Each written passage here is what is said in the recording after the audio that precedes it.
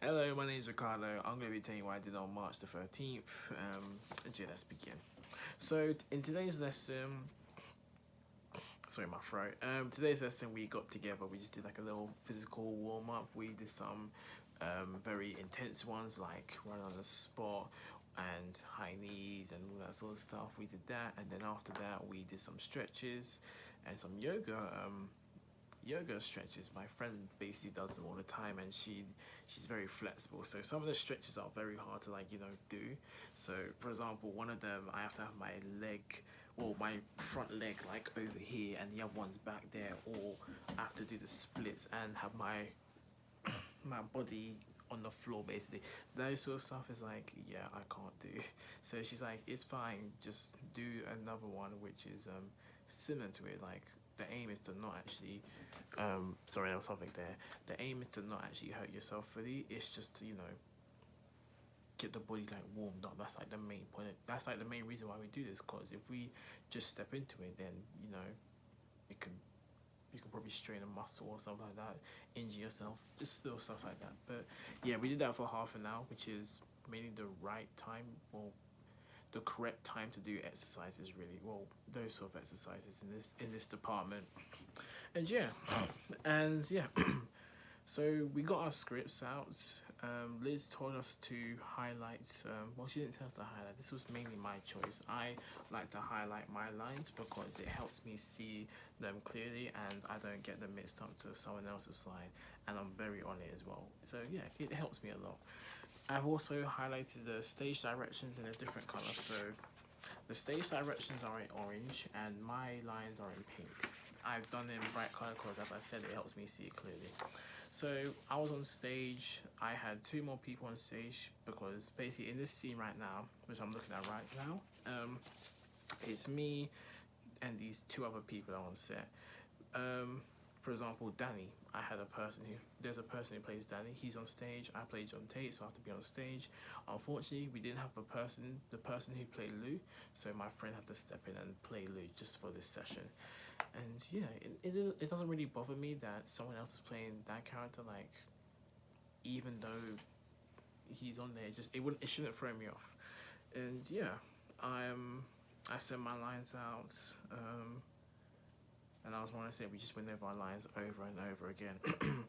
I was told to well, first, this whole experience of me reading out my lines for the first time, it was good, but I felt restricted because I wanted to do more action, but I couldn't because I was too focused on the lines.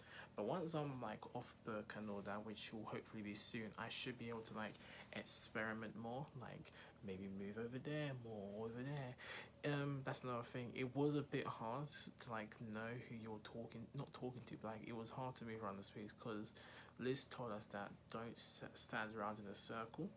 We didn't do that, but it felt weird because we'd always do something like that accidentally, and when you're walking around, it's like, should I not stand there? Okay, let's not stand there because if I stand there, it will make a circle, and I don't want to make a circle. And yeah, so say for instance, I'm talking to Danny, I'll have to turn my head, or turn my body to where I'm talking to him, but I can't have Danny far back towards me because if he's behind me and I'm talking to him, my back is away to the it's not I'm not looking at the audience, and that's not what we're going for. As I said in my previous Viva, the audience want to see my face. Well, I learned that from Eustace's lesson more or less.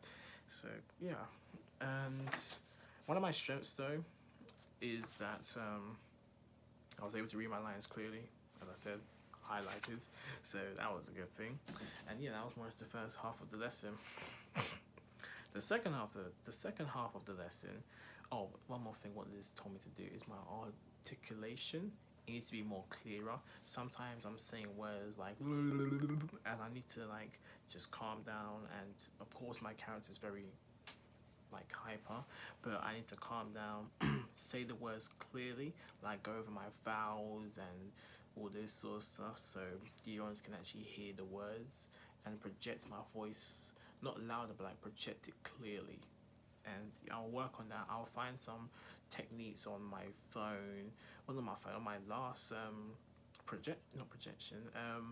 proposal tab because I put that on my I put that on my proposal. So I'm gonna like go on YouTube, find ways to like project my voice more clearly, or go on my old WordPress because I know there's like stuff on there which I can use where it talks about like the voice and all that sort of stuff. I remember doing all that sort of stuff at Ryan's lesson, so it'll be good to like, you know, go back on it and grab a little information from there. Like, okay, let's try this exercise. Just stuff like that should help me. So going, sorry, on the second part of the lesson now, Liz told us to get a pen, paper, all that sort of stuff, and just basically know what your character's saying and find a relationship between your characters. For example, well, basically, if you don't know the relationship of your character to this character, then you can just make up, but you have to agree on it with the other person's character. Because say, for instance, I say, okay, I'm gonna be very angry with Lou because I hate Lou so much because they did something. If I don't tell Lou, Lou's gonna probably think, oh yeah, me and John Tate are best friends. Like, we need to communicate a little bit more. We work together. So I've said that me and Lou, we are mutual. We are mutual friends. Like, I don't have a problem with Lou, nothing like that. The only thing about Lou is that he can't stand up for himself. He or she, I don't know what gender it is, unfortunately, but she doesn't know. I'm gonna say he just. Yeah, he doesn't know how to like stand up for himself. So when I like try to manipulate him, he's very easy to manipulate. Like the other, well, not like the others. For example, Danny's a bit scared of me, so he does interfere. But when he does interfere and I retaliate, he does get a little bit like, I'm sorry. An example of this is where let me find it. Is where me and Richard are arguing. I'll get to Richard in a second. Is where me and Richard are arguing about like about whose side are you on? Are you on my side or are you on someone else's side? And Danny interferes by saying, no, you've got it all wrong. That's not. Basically, she's trying to like get in the middle and say, guys, come on, let's stop fighting. And I say to him, are you on my side? And he immediately says, yes, I'm on your side, which is like, yeah, I'm on your side. Like, don't have to worry about it. You're just giving the impression that, yeah, he's kind of a little bit, not terrified, but he's like, whatever he says, go for it. Because look at him, he's the one who's taking control right now. And that's what my character likes. He likes to have, he likes control. He likes to feel the power, those sort of stuff. As for Lou, another way of saying that how he's afraid to defend himself, I forgot to tell you, was Ryan, where is it? It's where I tell Lou that no one's bothered you in the school, everyone has respect for you, and who made that happen? I made that happen. So yeah, I'm not the bad guy here. And Lucia's like, yeah, you're the one who's helped me. I was like, thank you. And I said, are things really that bad? And he says, yes. I don't really get that. I should analyze that a little bit more. But yeah, I don't know. But I don't know. But I know for a fact that he is like agreeing with anything which I say, which is what I want. That's why I respect Lou. Not Danny. Kathy, I've decided with the person who plays Kathy, I said to him that we can have like this relationship where like I fancy there's a thing between us, but you don't want to accept it. Like you're giving me the cold shoulder. Like I don't want that guy. So we've both decided on that I may have feelings for her, but she doesn't give me the feelings back. Stuff like that. I just talked about. As for Richard, so me and my partner, we decided that there was a long beef between us because it mentioned something about like, I thought we were over this silliness. I thought we were mates now, which is giving the impression that we had an argument like in the past. So now we're friends. Like, I thought we'd go for this shitty stuff now. What's going on? So we decided that we both play football. John Tate, have taken his place as like the main football guy. Well, not football guy, like I've taken like the main position in football. And that was his position, but I've now taken it. And this has led to him saying some stuff behind my back, making up rumors about me, which has then caused tension between us, silly tension like that. And as a result, people wanted us to fight about it. Like, you know how high schools be when someone's talking smack about you, like, oh, I wouldn't have that. I think you should fight that guy. Remember, this is how kids act. And in this generation, this is, well, not in this generation, but like, because we're not thinking about this, just this generation, but that's just how kids usually act when someone's talking mad stuff about you.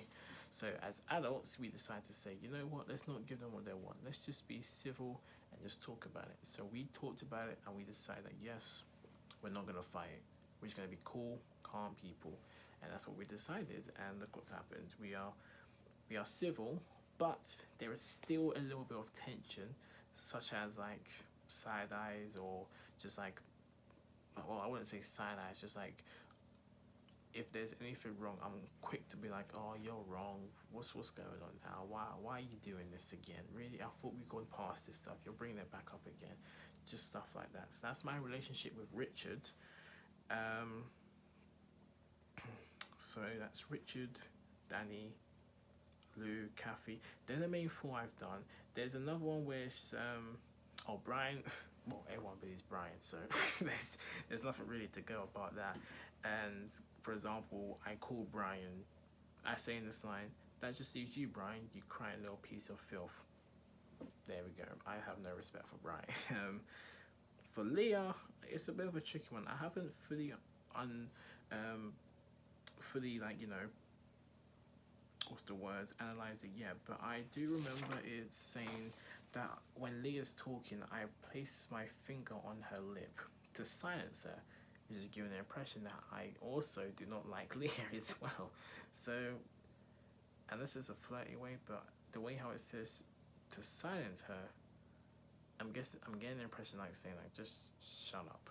Like I don't find her. She's a bit of like one of those annoying friends, and I'm like, just shut up. So she's an annoying person.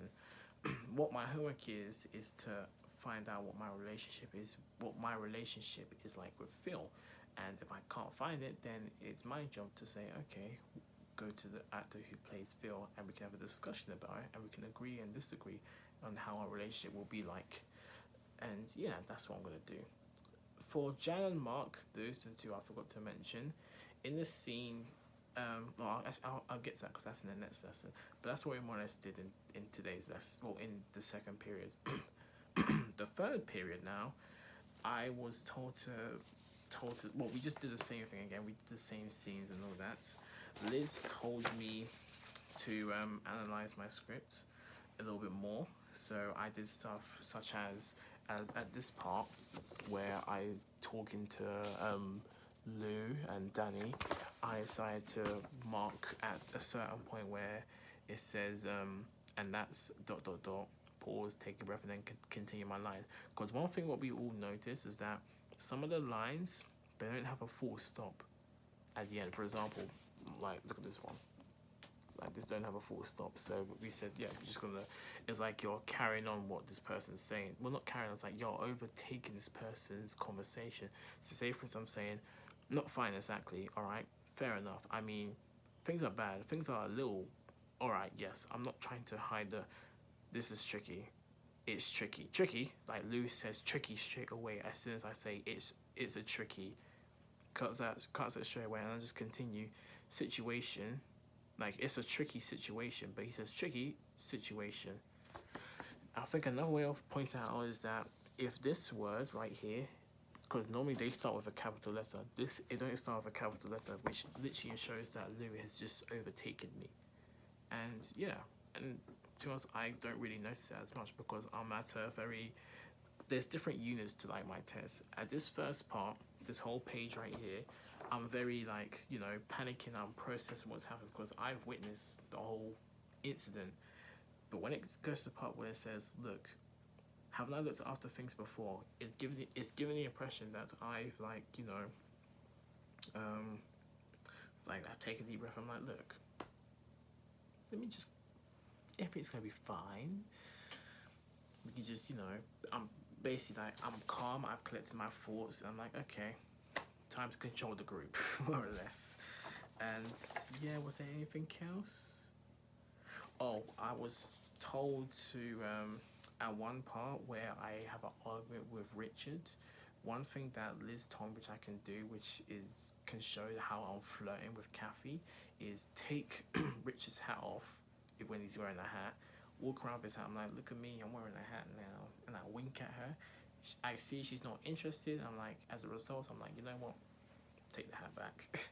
Me and Liz decided on that, and the guy who plays Richard, and we both agreed that yeah, that's a great thing. It's good to ask for like consent for all these sort of stuff, because if they don't want it, then no.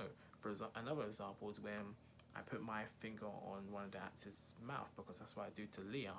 So I had to ask Leah. I said, Leah, well, I'm not saying I said to the person, am I allowed to place my finger on your lip? And they responded, yes, you may do that. So those sort of stuff you just gotta ask, because imagine I just put his finger on his mouth straight away without no warning. I'm pretty sure you two will be like, but sometimes it's good. Sometimes they don't tell you in movies. Like, for example, the movie Scream, they never told them that we didn't actually see the person who did the Scream voice. Like, you know, when he's on the phone, like the actors never saw what this guy was. They just heard a creepy voice on the phone. You can imagine how creeped out they were. And yeah, I believe there was one more thing that Liz told us. Nothing much really. Just analyze my work and more or less just do that. Another thing that she wanted us to do was find out who was actually in the scene of this whole incident. For example, there was like 5 people that knew and 5 people that didn't. But basically, if you didn't know, then you could more or less be in shock. I'm like, oh my gosh, this guy actually might be dead. Or you can get other people, such as, excuse me, other people for because like okay, let me start again. Basically, throughout the whole thing, Mark and Jan tell the story of like what happened, and you're gonna get different reactions because we're all together. You're gonna get people who know, who are like, yeah, that happened, or laughing at the funny parts, like saying, yeah, this guy started making weird movements, blah blah blah. Or you can get the other people who didn't know, who are reacting like a, oh my gosh, he did all of that and he fell down a well, like those sort of reactions. It's important to be involved in the scenes and not just like look around in space like wondering, it's a nice day, I'll wait for my cue to come. Like, you gotta be ready. And yeah, my homework today is basically to find my relationship between John Tate and Phil. If I can't, then tomorrow I should be able to find something. And yeah, that's all I got to say for today. See you tomorrow. See ya.